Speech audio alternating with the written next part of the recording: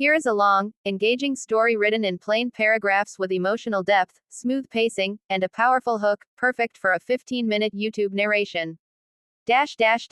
He posted for a ranch cook at noon. A single widow with children answered the notice. The wind had just begun to settle over the plains when Clay Maddox hammered the notice into the leaning post outside the general store. Ranch cook needed room, board, and fair wages. Apply in person. Maddox Ranch, noon. He didn't expect much of a turnout.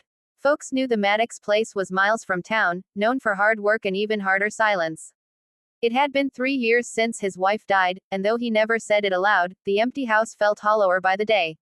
He wasn't posting the notice for company, just for help feeding the ranch hands. Or so he told himself. At exactly noon, just as the sun pressed down on the dusty boards of the porch, a wagon rolled into view.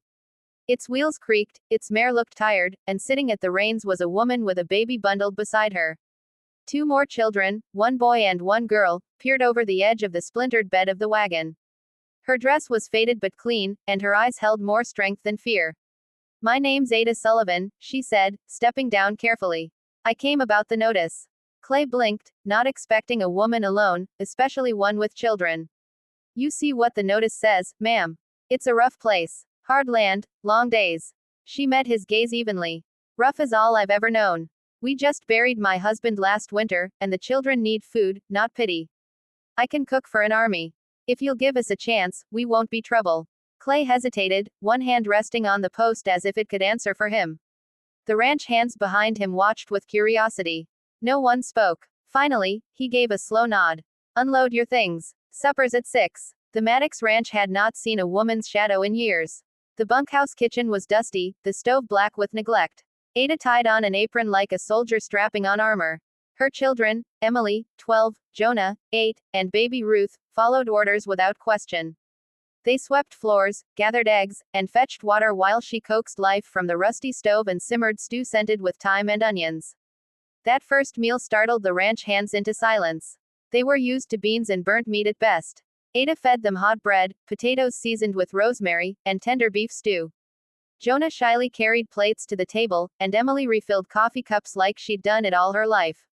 Clay sat at the end of the long table, his spoon stilled halfway to his mouth.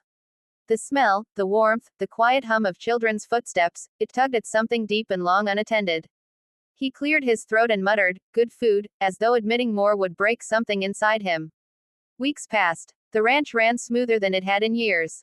Ada rose before dawn, baby Ruth tied against her back in a sling, and had breakfast ready before the men saddled their horses. She never complained when supplies ran low or when a storm knocked a shutter loose in the middle of the night. She stitched torn shirts, taught Emily to mend ropes, and scolded Jonah gently when he followed the men to the corral. But there were whispers in town. Some folks said Clay Maddox was desperate to hire a widow with children. Others claimed Ada was looking for a new husband.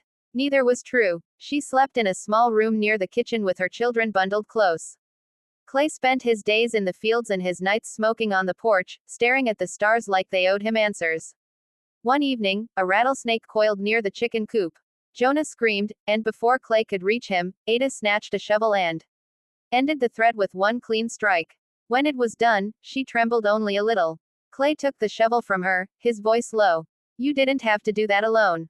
She wiped her brow. "I've done worse alone." That night, when the children were asleep, Clay knocked on the doorframe of the small kitchen room.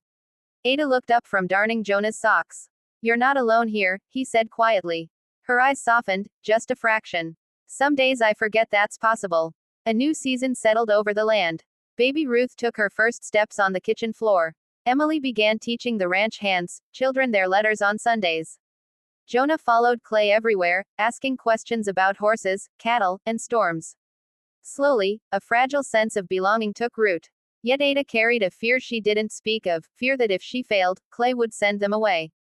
One night, after a supply wagon overturned in the river and half the flour was lost, she braced herself for anger. Instead, Clay stepped into the kitchen, rain still dripping from his hat, and said, "We'll get by. You've done more for this place than you know." Ada's lip trembled with relief she refused to show. "Thank you." It was Emily who asked the question no one else dared. One chilly morning, she stood beside Clay as he saddled his horse. "Are we staying for good, Mr.